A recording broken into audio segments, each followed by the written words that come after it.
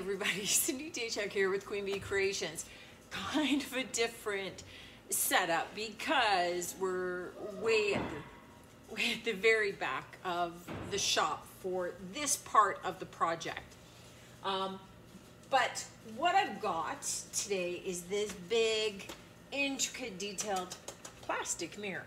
And I don't know if you can see, but they've got some weird netting and fabric in there. I don't know what's going on. So the first thing that we're gonna do is take this backing out. So we're gonna pop this all open, take this all out, because I just want to get a basic spray painted coat on this first in metallics. Let's see. I have, see where I've still got it catching here.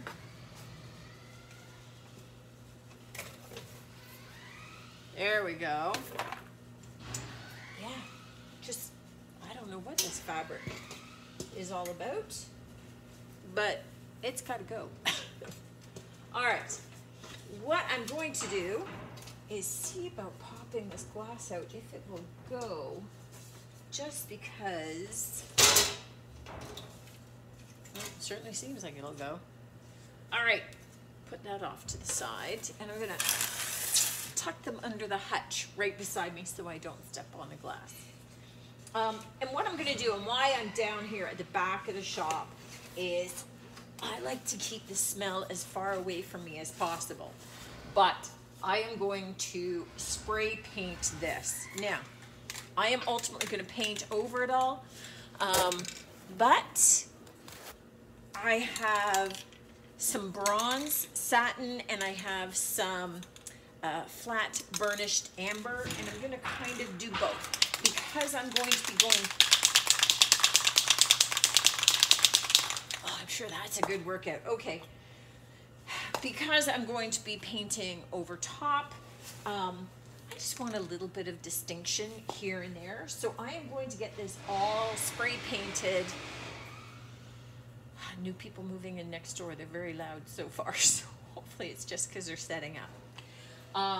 But I'm gonna get this all spray painted, get a couple of coats on that, and then we'll come back and start talking about the direction we're taking. Okay, I am jumping on here very quickly right now because the guys next door that are moving in are building shelving all day, which means it's gonna be incredibly noisy in here. And if I do more filming, I'm gonna have to go to a voiceover. So I wanted to give you an update on where we're at. I know the back of the shop was a little bit dark when I was filming yesterday. So here's the mirror frame now. What I did do was I actually used a combination of 3 of the Rust-Oleum metallics. This was a satin bronze. This one is the flat burnished amber, and then I added in a little bit of the dark bronze. What I did do was a lot of light coats. So I wasn't looking for total coverage here. I was looking for it to be kind of this mottled, not uniform color. What I'm gonna do now is I have the white oil wax from Sweet Pickins, and I am going to apply this to all the surfaces, put it off to the side, leave it for about 20 minutes, and then wipe off the excess. I'm looking to soften the metallic, but I want these colors to still shine through. You could do a white wax and then wipe it back. It will look good. It'll give a different look. You can also do a white dry brush. It will look good. It'll give a different look. I'm gonna try this, and I'm hoping it will look good, give a different look. So the noise is beginning, so I'm kind of racing here. So that's what I'm gonna be doing off to the side with this one. And when it's done, or when I go to wipe it back, probably, I'll try and jump on here again and show you. In the meantime, this is the insert that came with the mirror. And what I'm gonna use is, this is my background. So I have a little bit of the white linen from DIY because I'm going to use a transfer on this, and it likes a slick surface, and that just saves me a step.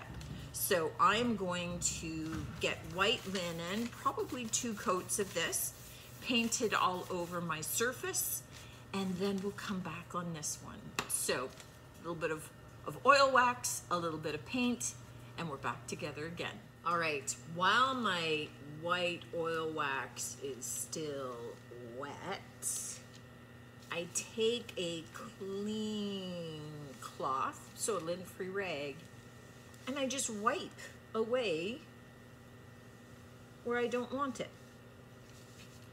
Very similar to, you know, like if we were using any other white wax product. The difference for this is that it gives kind of a softer look to it than you achieve with the white wax or with dry brushing. So if you can see, all right, it's still wet, so I'm trying to hold it. You see what I'm saying? It's just kind of softer. We still have those metallics coming out. It's still tacky. It's still wet. So let me just pop it on the floor here.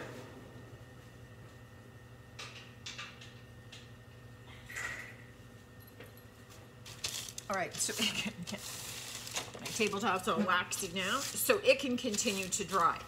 One of the things that you want to do is just continue to check if you've left it, you know, still pooled in some sections, and you turn it vertical, it will start to run again. So just make sure that you're kind of keeping an eye, making sure that it's running where you want. For the inside, our first step on this is I want to get my transfer on. Now, because in the shop, I get leftover pieces because of maybe workshops that we've had. I end up with a bunch of old pieces and just kind of cast-offs. You can put, you know, if you want to do something similar to this, take any transfer that you love. So I have this sheet of florals. So I've been looking for something to do with them because they're here and they're in my shop, and it's just this one long piece of it. I don't even know what it's from. It's probably from something very old. So as I said, you know, use your favorite. You'll still be able to do the same technique that we're doing. So I just want the squared off edge to go right to the edge of my piece. And there's this little peony that I am not going to put onto here unless some of it sticks, because I may add it in some place. And I am just going to start rubbing because we've got our top coat. This is an all-in-one paint. I don't have to do anything else to get this to stick. It's just gonna wanna. So I'm gonna rub this all on, and then we'll pull it back to be able to move on to our next step. So this is attached on just wonderfully. Now what I do have are 2 little scraps. This from doing an earlier video for you guys with doing pots transfers in different ways. So a couple of words that I had to cut away, I'm gonna fit in here. So this one says la cour, not liquor. So forgive my French pronunciation. And it's kind of in an arch, so I'm just kind of putting it around where there's a little bit of a curve of a leaf. Because why not? This one says, it looks like droit, avoir. Droit, left, avoir, I don't know. It's a common word, and I can't for the life of me remember. And I'm just putting it here. I don't know what it means. If you're French, fill me in. Sorry, high school French has left me, but avoir. is like a really common everyday, gee, you're using that. I just don't know what for. I think it's a verb. Maybe. Left, well, I don't know. Like, if what is left? Oh, I could just be totally wrong.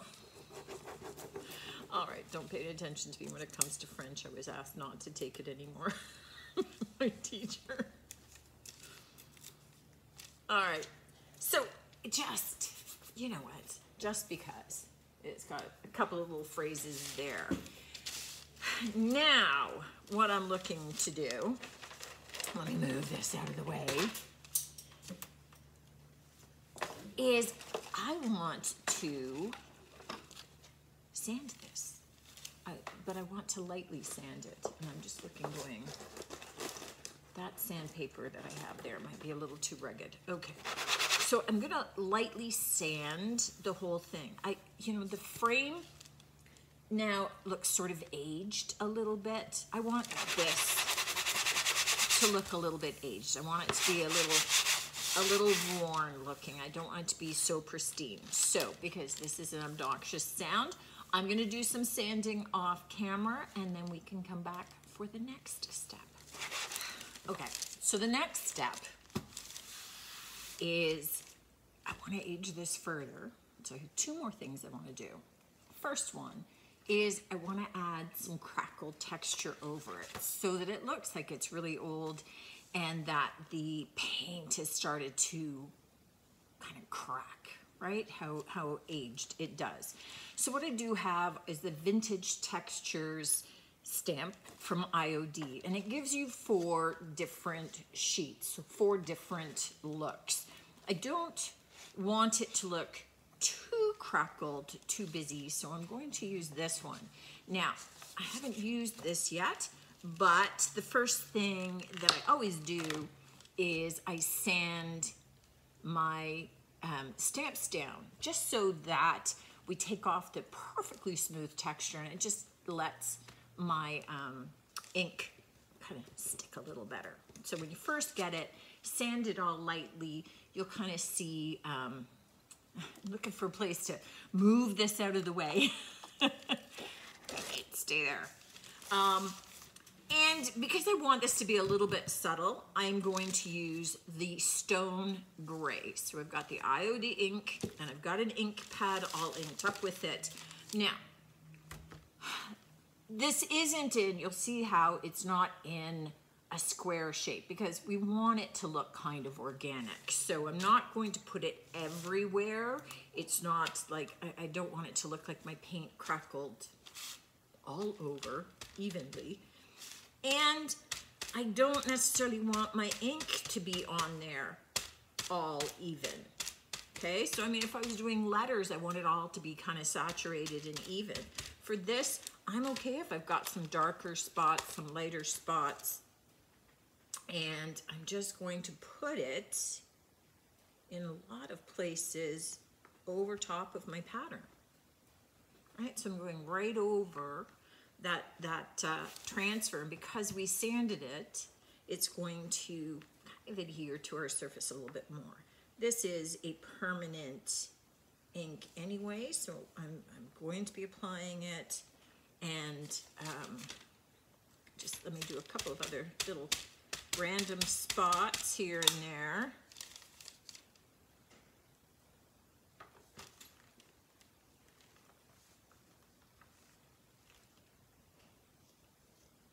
And some even once the ink's almost already off.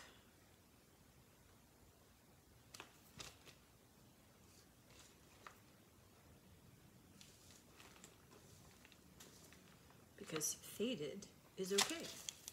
All right, so we end up with some crackling happening just here and there. So now I need that to dry. I need that to dry, and before we carry on, just so that what I do next doesn't disturb it. So we're gonna let that dry, and then we'll move on to the next step. Now that my ink is dry, it's pretty faded. It's pretty faded, but you can distress it again if you want. The next step, the next thing we're after, I'm gonna wax it. Now, it really doesn't need waxing. It's gonna be behind glass and the paint was already sealed, but I wanna add some dark wax. And in which case, I want to have the clear wax on, and I'm just using DIY clear wax. I just want to have some of the clear wax on to be able to move some of the dark wax around. Usually with the dark wax, what I do is I take a little bit into the lid, and I'm going to start kind of at the edges. And I'm just going to kind of add it in here and there to kind of start to darken and age the piece a little bit. Where I think it's too heavy, I'm just going to take my clear wax brush and kind of dust it. I don't want to eliminate it. I don't want to wipe it away, but I don't want any harsh lines. I want it to be a little softer. So if I have like that swirl, and then I take that wax brush, see how it's still there, but it's all kind of filtered in a little bit. Now, because I had sanded this, I've also given the dark wax a little bit of a place to go. If I just had that smooth, slick surface, I hadn't sanded my transfer and I had this sealed piece, the dark wax doesn't have much of a job, right? But now I've given it little, kind of little subtle crevices and some little places for it to go into, to sink into. And so it just helps with that aging process, right? It's not just sitting on top doing nothing. It has a little bit of a job. So I'm just gonna play with that, and then I'm gonna leave it to dry because the wax kind of hardens up and dries. I'm not gonna buff it out. I don't need it to be super shiny, but I do need my frame to dry, and that's gonna need overnight before I can start assembling this and putting it together. So when I've done my aging process, and already I love that so much more, right? Where I've got some of that aging, and I'll do some of the white space so it's not quite as, ow, my finger, first time out of the splint. Oh, that's a little painful. Okay. All right, so I'm just gonna carry on with this, and then I'm gonna leave both pieces overnight. I have the cleaned glass back in place, and I've inserted my picture into my mostly dry frame. Yeah, just keeping it real. And I'm just putting these in place. Now, it did say IKEA on the back of this. I thrifted this, or my sister thrifted it. So let's take a look.